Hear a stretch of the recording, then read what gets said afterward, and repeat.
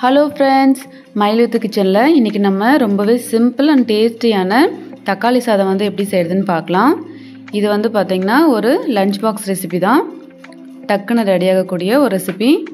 இப்போ அதை எப்படி செய்கிறதுன்னு பார்க்கலாம். ஒரு பாத்திரத்தில் கொஞ்சமாக எண்ணெய் விட்டுக்கலாம். எண்ணெய் நல்லா சூடானதும் கொஞ்சமாக கடுகு உளுத்தம் பருப்பு சேர்த்துடலாம். கடுகு நல்லா பொரிஞ்சதும் கொஞ்சமாக சீரகம், கொஞ்சமாக கருவேப்பிலை சேர்த்துடலாம். கருவேப்பிலை நல்லா பொரிஞ்சதும் பொடியாக நறுக்கின பெரிய வெங்காயம் ஒன்று, ஒரு 7-8 பல்லு பூண்டு பொடியாக நறுக்கி அதையும் சேர்த்துட்டு நல்லா வதக்கி விட்டுக்கலாம். வெங்காயம் லைட்டாக வதங்கின பிறகு ஒரு 2 பெரிய தக்காளி பொடி பொடியாக கட் பண்ணி வச்சுருக்கேன், அதையும் சேர்த்துடலாம்.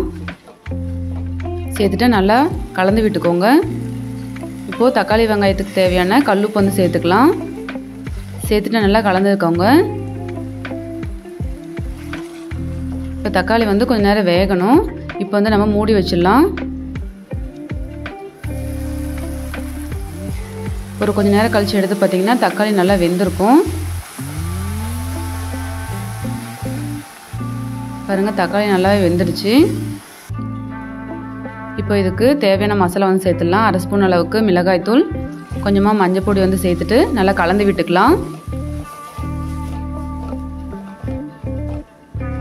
மசாலாவோட பச்சை வாசனை போன பிறகு ஒரு ஆள் சாப்பிட்ற அளவுக்கு ஒயிட் ரைஸ் வந்து எடுத்து வச்சுருக்கேன். இப்போ நம்ம அதையும் வந்து சேர்த்துடலாம். ரைஸ் வந்து பார்த்திங்கன்னா கொஞ்சம் பளபளன்னு இருந்தால் நல்லாயிருக்கும். இப்போ சாதம் வந்து சேர்த்தியாச்சு. இப்போ நல்லா கலந்து விட்டுக்கலாம்.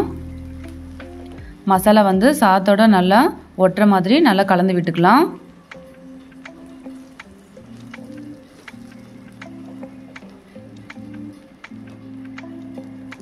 இப்போ கொஞ்சமாக உப்பு வந்து சேர்த்துக்கலாம்.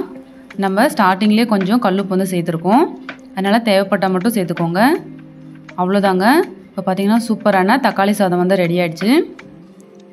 தக்காளி சாதத்தை இந்த மாதிரி ஒரு நாளைக்கு வீட்டில் செஞ்சு பாருங்கள். குழந்தைங்க, வீட்டில் இருக்கிறவங்க எல்லாருமே நல்லாவே ரொம்ப விரும்பி சாப்பிடுவாங்க. இதே போலவே நீங்களும் வீட்டில் ட்ரை பண்ணி பாருங்கள். எப்படி இருக்குன்னு கமெண்டில் சொல்லுங்கள்.